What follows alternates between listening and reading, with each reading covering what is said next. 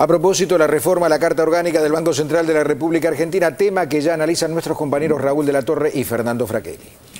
Así es, Pedro, una serie de temas que se abrió a debate con el inicio de las sesiones en el Congreso. Obviamente estamos con Fernando Fraquelli para analizarlos cada vez que pasa algo en el Congreso. Raúl, buen día. Antes que nada hay que recurrir a Fernando Fraquelli. Y estamos además con el senador Rubén Giustiniani del Frente Amplio Progresista. Senador, bienvenido. ¿Qué tal? Buen día, un gusto. Con quien, Fernando, ya empezamos. Sí, porque hay varios temas. Rulo, vos después vas a ampliar con el senador seguramente los temas que tienen que ver relacionados con la reforma a la Carta Orgánica del Banco Central. Senador, ayer fue un día de sesión en las dos cámaras, pero la particularidad que en el Senado Nacional prácticamente fue un debate muy armónico, un debate en el cual hubo, lo que se sancionó salió por unanimidad. Primer tema Malvinas, el acuerdo de Ushuaia.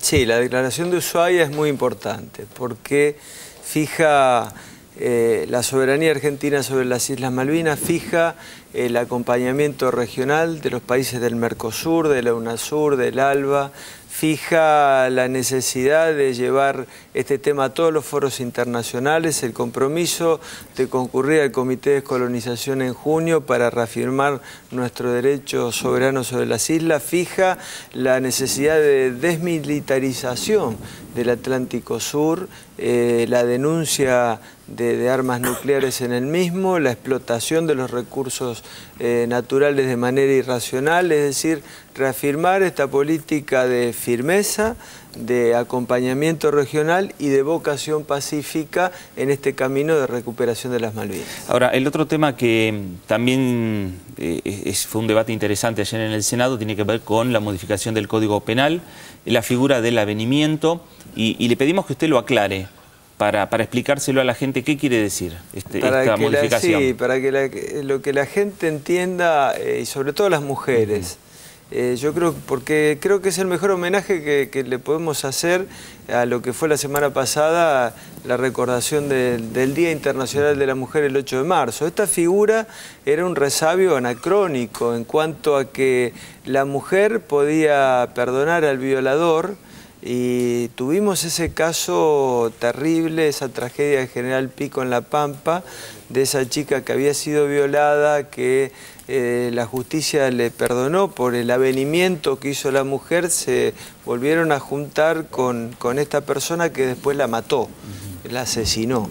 Entonces, este hecho de General Pico puso arriba de la mesa ese resabio en el Código Penal que había que derogar porque era absolutamente anacrónica la figura de avenimiento. Y ayer, por supuesto, por unanimidad, fue derogado, y creo que es un paso adelante y un homenaje a la mujer, la derogación del avenimiento. Por suerte tenemos estos acuerdos entre los distintos bloques con aspectos tan importantes que tienen que ver con la vida social. Hay otras cuestiones en lo económico, como por ejemplo ayer la votación de la Carta Orgánica del Banco Central, de la nueva Carta Orgánica, que es también una modificación central a uno de los aspectos que era un resabio de la convertibilidad. ¿Por qué el Frente Amplio Progresista no acompañó este voto o esta propuesta del oficialismo? Bueno, lo que nosotros planteamos, que la modificación de la reforma de la Carta Orgánica del Banco Central no debe obturar, como así parece, el análisis, la reforma y el cambio de la Ley de Entidades Financieras, que es una herencia de la época de la dictadura militar y de la aplicación de las políticas neoliberales más crudas. Entonces nos parece que el verdadero eje de la cuestión en cuanto a modificar un sistema financiero que muestra en los balances del año pasado que han sido los ganadores. Las 5 principales empresas ganadoras del año pasado en los balances de fin de año fueron primero los bancos, segundo las telefónicas, tercero las petroleras, cuarto las mineras. Entonces uno ve que hay que abordar ahí ese tema de porque ganan tanta plata y no le prestan a la gente. Una contradicción. Y la contradicción se aborda con la modificación de la Ley de Entidades Financieras.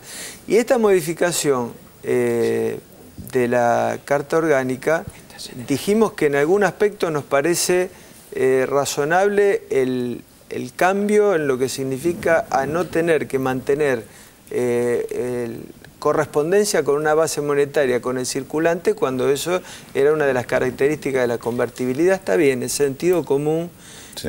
Pero que tenemos que abordar una cuestión en el país que no se aborda, que es un impuesto regresivo para los que menos tienen, que es la inflación. Entonces, en el marco de esto general, es que no se acompañó la reforma a la Carta Orgánica, cuando con algún aspecto como el que mencionaba coincidimos, ¿no? Ahora, estoy escuchando con atención su planteo, porque me parece que hay cuestiones, qué sé yo, por ejemplo, que la coalición cívica que tiene Alfonso Pratgay como uno de sus diputados, o el propio peronismo federal más ligado al menemismo de los 90, que se opongan, hasta me parece lógico. En el caso de ustedes, digamos, hay como que hay un acuerdo en el criterio general, pero como en lo particular hay algún punto de controversia, no se logra este tipo de confluencias en algo que me parece que es un cambio estructural para el país.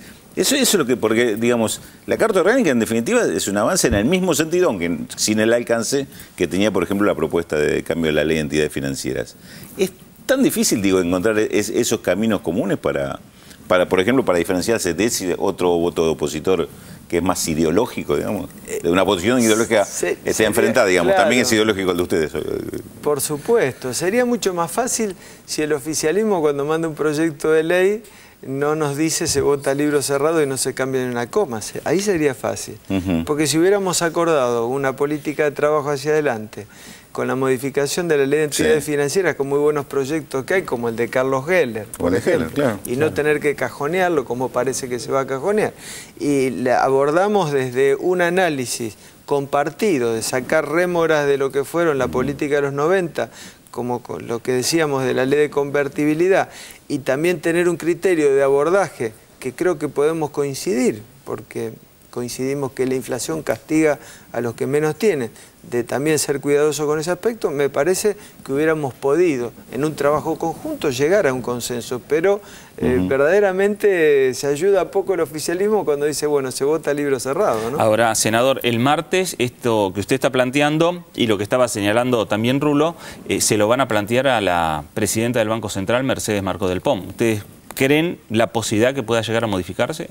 Nosotros siempre lo vamos a plantear, nos parece positivo el martes el día de audiencia con la concurrencia de Mercedes Marcó del Pom, que va a ser otra oportunidad para seguir debatiendo estos aspectos que son centrales a la política económica y social del país, que es el tema de la reforma al sistema financiero. Saliendo de los temas que ya están en tratamiento en el Congreso, ¿qué opinión tiene con respecto a esta acción que hicieron los gobiernos de Chubut y Santa Cruz al quitarle las concesiones de áreas petroleras a YPF, cuestionando la falta de inversiones? ¿Es un cambio en un sentido también que necesario para el país? Usted sabe que yo fui el único voto en contra de la ley corta que se aprobó hace 5 años en el Senado de la Nación.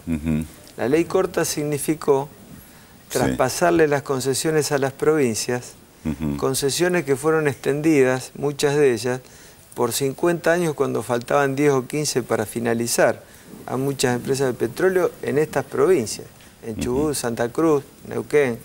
Entonces, claro que estoy de acuerdo en hacer un análisis y tomar medidas de lo que significa progresivamente en los últimos años que pasemos de ser un país exportador de petróleo a un país importador, porque las empresas han rendido cuenta a través de declaraciones juradas del petróleo que se iba fuera del país. Y cuando uno analiza los informes de las propias empresas, tenemos un horizonte extractivo de 5 a 8 años. Es decir, que nos quedamos sin petróleo en 5 a 8 años. Entonces es un tema central, el tema energético, y dentro de ello de la matriz energética, lo que significa el petróleo y el gas, que son el abastecimiento fundamental para la producción. Así que me parece que es un debate que no corresponde solo a las provincias, que es un debate nacional. Por eso cuando fue esa votación yo estuve en contra, porque fue justamente la continuidad y profundización de ese drama que sufrió el país, que fue la política de los 90 de privatización de yacimientos petrolíferos fiscales. Bueno, varios temas hay de debate hoy en el Senado Nacional, en el Congreso en definitiva, y le agradecemos la presencia al senador Giustinotti, flamante presidente de la Comisión de Ambiente y Desarrollo Sustentable del Senado. Gracias. Gracias, senador. Bueno, gracias, Fernando.